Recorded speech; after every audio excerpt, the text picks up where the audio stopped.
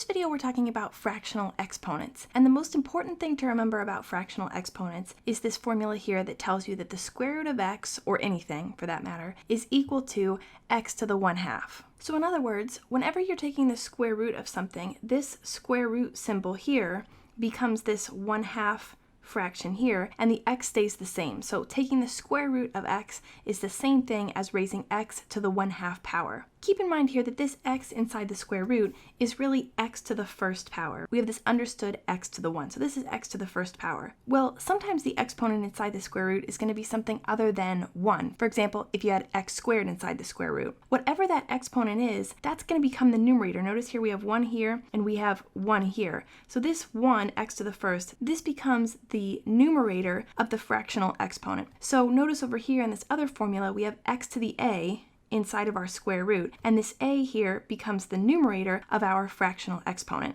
The base here of 2, this comes from the fact that we're taking the square root. If we're taking the third root, then this denominator is going to be 3. If we're taking the fourth root, then the denominator is going to be 4. When we're just taking the square root, the denominator is 2, and that's the only time when we don't have some number right here. If we're taking anything other than the square root, we're going to have a number right here, and that's going to become the denominator of our fractional exponent, and that's the root that we're taking. A here is always going to be the power on the base, and b, the denominator, is going to be the root. So let's look at a couple of examples that'll make this more clear. So we have here 2 to the 1/4 power. We know that 1 is the power and that 4 is the root. So what we're going to do is write our square root here, and we take the numerator and we make that the power on the base. So this is going to be 2 to the first. We're going to take 2 to the first and put it inside of our square root. The 4 comes out here and becomes the fourth root of 2 to the first. Of course, writing anything to the first power is redundant, so we'll just go ahead and say the fourth root of 2. If we look at another example here where we have 4 to the negative 1/2 power, well, remember that when we have a negative exponent, we can make it a positive exponent by moving the whole thing, including the base, to the denominator. This is really 4 to the negative 1/2 over 1. So if we pull a 4 to the negative 1/2 out of the numerator,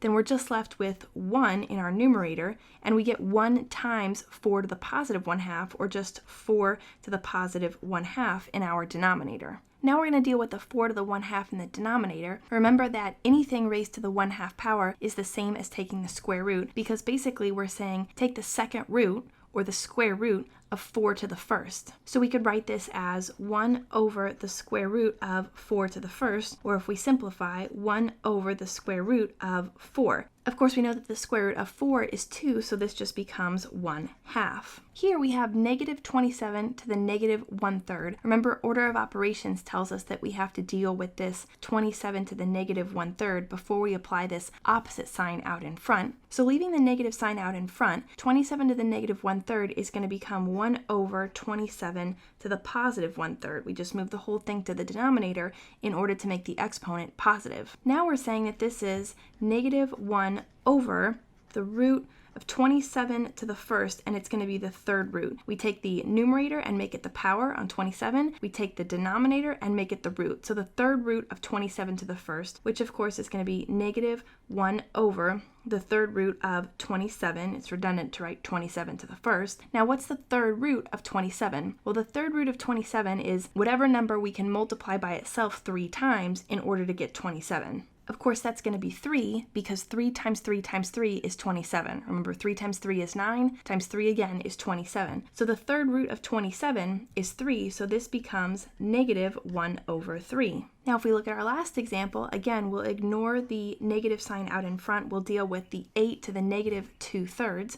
We'll make it 8 to the positive 2/3 by moving it from the numerator to the denominator, and this will become negative 1 over 8 to the positive 2/3. Now, remember that the numerator becomes the power and the exponent becomes the root, so this is negative 1 over the third root of 8 squared. Remember that when we have some root of two numbers that are multiplied together inside of a square root, we can split them into separate square roots. So since this is really 8 times 8 in our square root sign, we can make this negative 1 over the third root of 8 times the third root of 8. We can put them into separate roots. We just have to take the third root of each one because we are taking the third root of both of them here. So now, what do we have to multiply by itself 3 times in order to get 8? Well, that's 2 because 2 times 2 times 2 is going to be equal to 8. So the third root of 8 is 2, which means here that we get negative 1 over 2 times 2 because we get 2 for this one and 2 for this one. Of course, 2 times 2 is 4, so we get negative 1 over 4.